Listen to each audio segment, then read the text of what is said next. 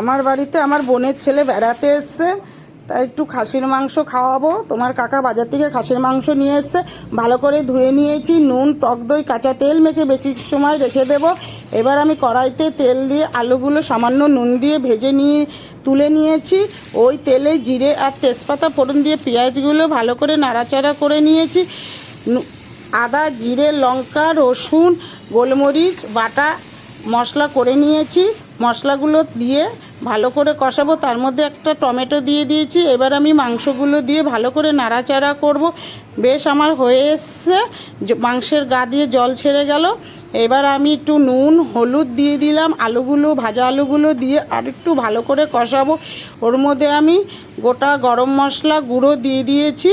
এবার ভালো করে মাংসের গা দিয়ে তেল ছেড়ে গেছে। এবার আমি জল দিয়ে ভালো করে ফুটালেই হয়ে যাবে খাসির মাংসের ঝোল।